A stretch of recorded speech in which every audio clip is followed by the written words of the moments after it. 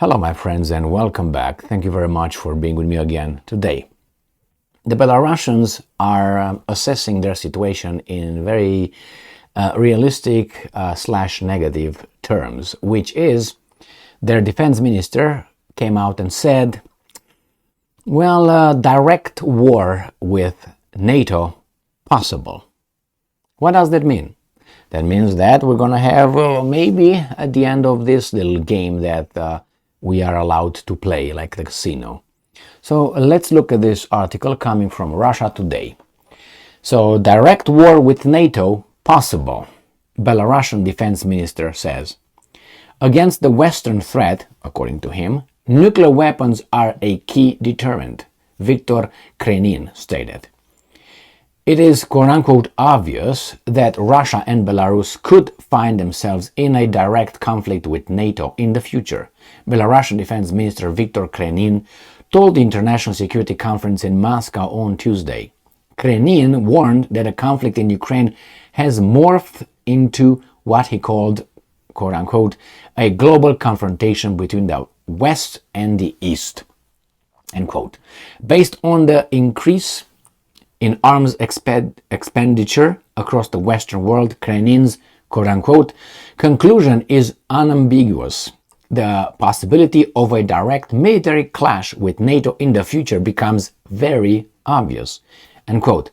And I'm quoting again, it is no coincidence that the Republic of Belarus considers the return of tactical nuclear weapons to its territory as an effective factor of strategic deterrence, end quote, the minister added.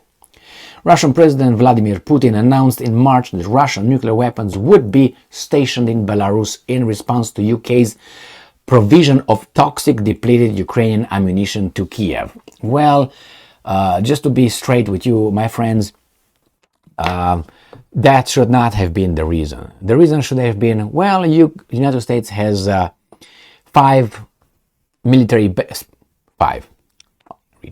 six military bases in 5 countries in Europe. And it's what? It's Turkey, Netherlands, Germany, I think Italy. So that's 5. I can't remember now. Belgium maybe, something like that. So if they have all these nuclear weapons stationed in Europe, the Russians have none. I would say, you have 6 nuclear bases with nuclear weapons over there. We're going to do the same thing. We're going to do only 1 to 6. And still these guys are crying their pussy hurts.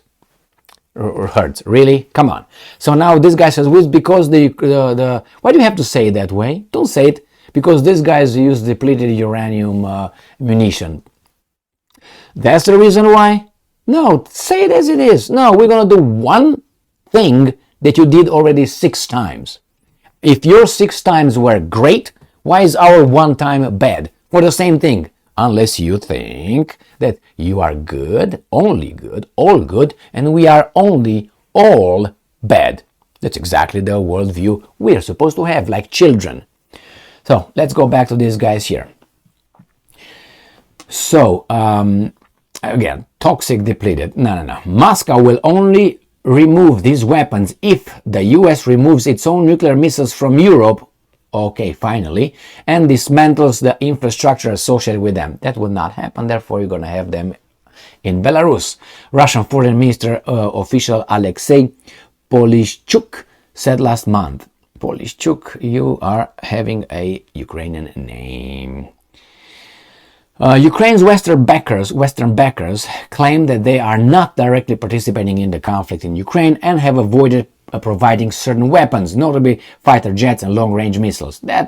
That's changed, and nevertheless, they will do it. And they provided more than $100 billion worth of arms. Well, and I'm quoting, there is no doubt that the European power elites are focused on a global war against the East, end quote, he said. And I'm quoting again, today, this battle has morphed into a global confrontation between the West and the East on the territory of Ukraine. I subscribe to that worldview. The proxy war in Ukraine has actually put the planet on the brink of a third world war, end quote. Well, the elites are going to push as much as you allow them. Putin has also used similar language to describe the conflict, framing it as an attempt by the US and its subordinate allies, vassal states, to prevent the emergence of a multipolar world order. Russian troops are not just fighting the Ukrainian military, he said last year, but, and I'm quoting, the entire Western military machine.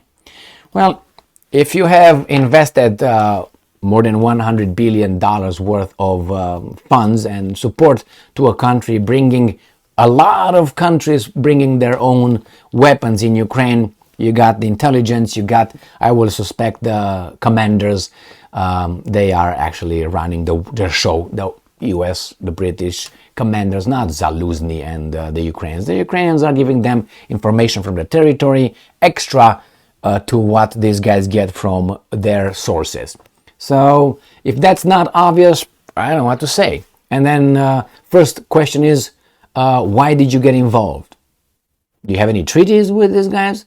Yeah, you defend democracy? Democracy was just suspended over there. Look what Zelensky did to all the, political parties, with the newspapers, with media, with the religious, observance in Ukraine and so on. I don't have to go to the list. They just extended the martial law, which we're going to suspend elections. There will not be elections in October this year in Ukraine because we defend democracy. But hey, it's a war, they're under attack, they can't do it like we did. United States did it in during the Second World War, remember? They conducted elections and we were attacked as well by Japan. And we were at war with the Allies. I'm talking about the Allies because I consider these guys the Axis. Anyway, just a little thing here. My friends, yes, they might get in a hot war and you have your little dogs are ready to be released to create problems. And we'll find out. The thing is, the Western countries think, these guys, the elites, they think that the Russians will not use nuclear weapons. Therefore, they're pushing this far.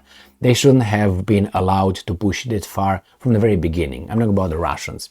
And I'm talking about allow them, give them a clear message or verbal message. If you send one bullet to Ukraine, you are involved, we will fuck you up. And we're not going to use tanks and Sukhoi 35s and whatever. We're going to use that. That's it. Cut the crap from the very beginning.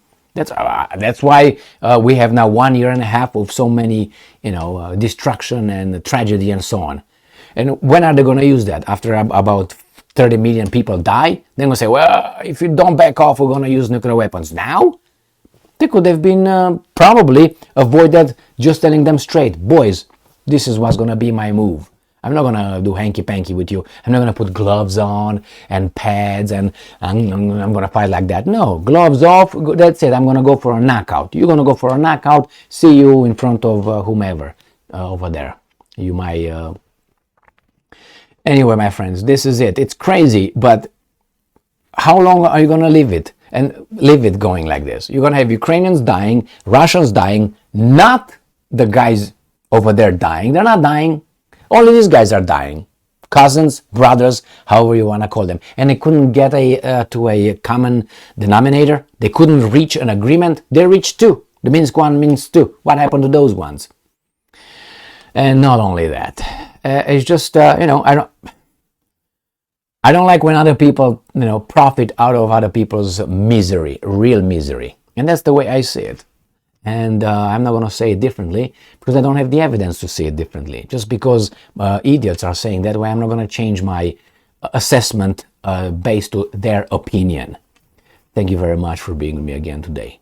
Stay strong, stay smart, look for the truth, and be just.